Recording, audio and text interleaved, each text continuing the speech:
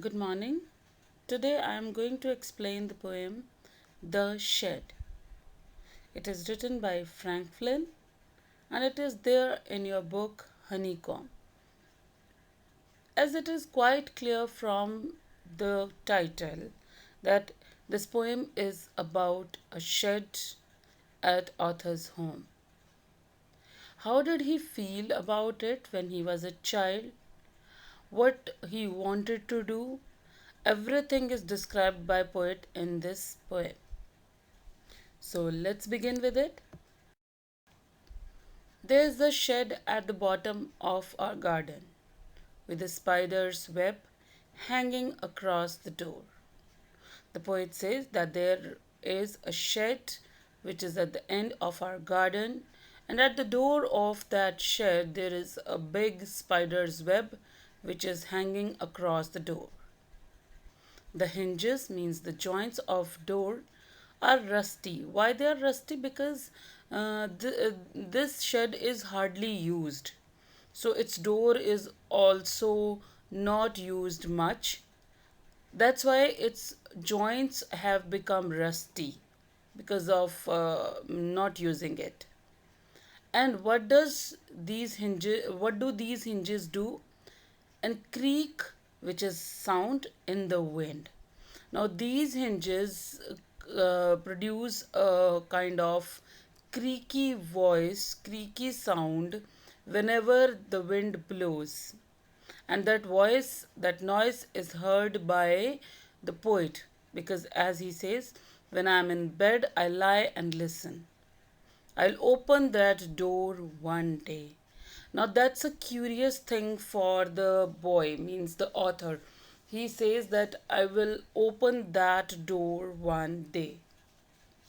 Let's read the explanation. At the bottom of the garden, there is a shed. There is a spider's web which is hanging across the door. Hardly anybody goes inside the shed.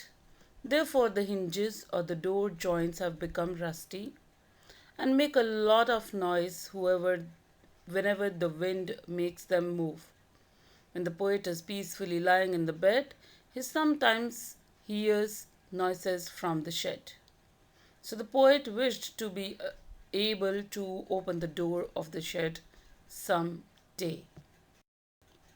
There's a dusty old window around at the side with three cracked panes. Panes are that sheet of window which is made up of glass.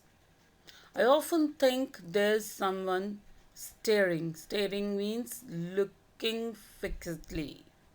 So somebody is continuously watching me whenever I pass by that shed. I feel that somebody is inside the shed and looking at me each time that I pass. I'll peep. Peep means I'll look through. I'll quickly look through that window one day. I'll look through that window that who is there or just to see what is there in the shed. The shed has a dusty old window on its side. Three glass panes of the window are broken. Whenever the poet passes through the shed, he gets the feeling as if someone was staring at him. To find out, the poet wishes to peep inside the. My brother says there's a ghost in the shed. Now, this is the reason why poet feels scared of going near or going inside the shed. And the reason is my brother says there's a ghost in the shed who hides under the rotten. Rotten means badly spoiled. Rotten floorboards means the wooden floor.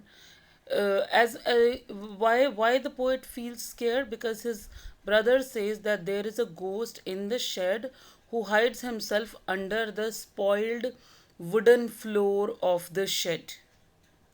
And what else he says? He says, and if I ever dare, means if I'll have courage to do something, to enter something, in this case, to enter in the shade.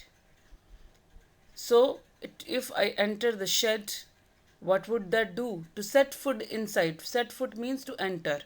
So he says that if I would ever try to enter inside the shed, he'll jump out. Who will jump out? Ghost will jump out and chop off my head. He will cut down my head. But I'll take a peek. Again, he says, but I will look through it one day. Means one day when I'll become strong enough, when I'll become courageous enough, I'll definitely look through the window. The poet's brother talks about the presence of the ghost inside the shed and warns the poet that if he went inside the shed, the ghost would chop off his head. However, this does not much frighten the poet because he still wished to one day step inside the shed and see for himself. Now, in last line, there is a hope that poet is not scared and he will look through the window, get inside the shed one day. I know that there isn't really a ghost. Now, the poet says that I know it's quite clear to me that there is not any ghost. My brother tells lies to keep the shed for his den. Den here means hiding place. Maybe his brother keeps his secret things over there, his toys over there. So he doesn't want his brother to explore that place, to go inside and find out the things which he has kept there. So my brother tells lies to keep the shed for his den. There isn't anyone staring or making strange noises. Because I know that there is nobody who is looking at me, there is no one who is making strange noises. The poet is able to overcome his fears, means he is able to defeat his fears. He is able to understand that there is no ghost inside the shed. He understands that there is actually nobody inside the shed who stares at him or makes those strange noises. His brother had been telling him lies because he wanted to retain, means to keep the shed for his own self. That's why he doesn't want his brother to go inside the shed. And the spider has gone from his web since I don't know when. Now the poet says that I know that there is no spider. He has gone somewhere. He now there that web is empty one. No one lives there. So this is the reason I'll go into the shed one day soon, but not just yet. One day I'll definitely go inside the shed to see what is there, but not now, but not at the time which is the present one. The spider too is no longer there. Therefore, very soon the poet would be able to set in foot inside the shed. However, he says that this can't happen immediately.